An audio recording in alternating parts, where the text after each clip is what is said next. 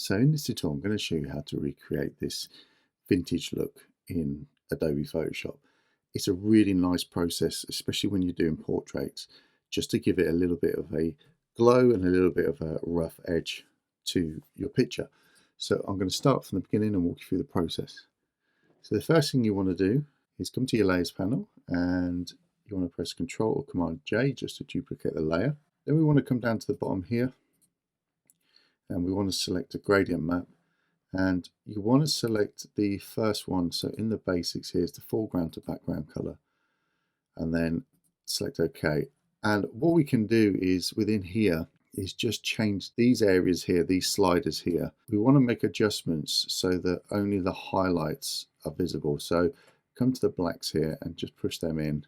Push them quite far so that the image looks really, really dark. You can bring the highlights up a little bit more just to make sure that they do pop. There we go. And then just select OK. Then come back down to the bottom here and make a curves adjustment. And we want to click in the middle and we just want to pull that right up. Just so it's, see where that line is bending at the top. We want it so it's just about to do that. So around there, it will look quite extreme, but that's what we're going for. Then we want to come up to the top here and select all three layers. So hold the Shift key down, right click, and then select Merge Layers. And press Ctrl Command J just to duplicate that layer. And you can rename these if you want them to. You don't need to, but sometimes it's good just to rename them so you know where you are. Let's turn off the top layer there. Select the middle layer. And then we want to come up to Filter, Blur, and then we want to select Motion Blur. And within this, we want it to be an angle of 35 and a distance of around 90, something like that. You can see that gives quite a nice feel. And then select OK. And then come up to the top where it says Filter. And you can see where it says Motion Blur here. So what we're going to do is Photoshop's going to repeat exactly them steps that we just done within that Motion Blur. So click once and then click again. So we've done it 3 times in total then. And then what we want to do is come back over to our layers here, select the top layer, number 2, turn the eye back on so you can see, then go to Filter, and then Blur again, and then Motion Blur.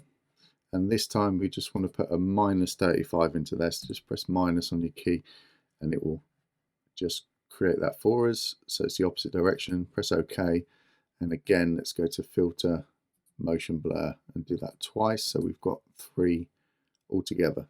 Then what we want to do is come over to our layer here where it says normal. We just want to come down to and select lighten, and you'll see there that the effect is now starting to take place. You can see that we've got these almost like starburst effects going on within them highlighted areas.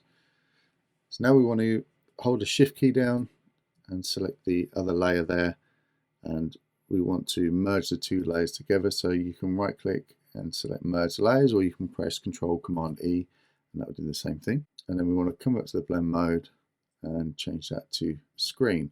And you'll see there that we've got that lovely sort of vintage blur starburst effect. Now what we want to do is make a copy of this layer. So press Shift, Option, Command and E. And then we want to come up to Filter and we want to go into Camera Raw filter, or if you're using Lightroom, you can jump back into Lightroom just by saving it. And then what we want to do is come up to the color profile, select Browse, and then let's come down to the vintage and let's select, I think it was Vintage 7 that I selected earlier, which has got like a nice green to it. And you can control the amount down here, so you can increase it or decrease it however you wish. Press OK to that. That's going to give us this lovely color. So again, we want to make another copy. So Shift, Option, Command E, or Alt, Control, Shift E if you're on a PC. And then we want to come up to Filter, Blur, and then we want to select Gaussian Blur. And anywhere from around 5 pixels to 10 pixels usually works pretty well. So let's just increase that up a little bit, press OK. And what we want to do is just come up to the opacity here and just drop that right down. So we're only getting a real small amount of blur, so around 20%. Looks pretty good. Okay, so the next thing we want to do then is just add a texture to it. Now, you can find textures you can either find them on the internet. DeviantArt is a really good place to find different textures, or you can photograph them yourself. I've just downloaded this here. This is just an old book cover, so I'm going to use that. So I'm going to use the move tool, drag that up to the top, not letting go of my mouse, and then let go. Press Control Command T just to transform it, move it up to the top, and then I'm just going to hold the Shift key down and drag, just so we keep the proportions. It's going to zoom out a little bit, pressing Control Command key and minus and plus. And then what I want to do is just pull this out so we're not getting these edges. That looks pretty good. Select Enter just to OK that. And then we want to come up to the blend mode, and we just want to select lighten, and then come to the opacity, and then let's just drop this down. You can drop this to whatever you want to. It's completely up to you. So now we've done that, we can also create a layer mask there and use the brush tool, and just make sure your opacity is low. The flow's at 100%, your opacity is low, and you're using a soft round brush there. And what you can do is just come in and just paint away some of the detail of the eyes, so we're revealing them eyes back again. So any details that you want to pick out, like the lips, then feel free to do that. Sometimes I go over some of the areas that I've already made lighter during the previous process, just to bring that effect through, and we can just bring it down a little bit. And this will just make it look a little bit more three-dimensional.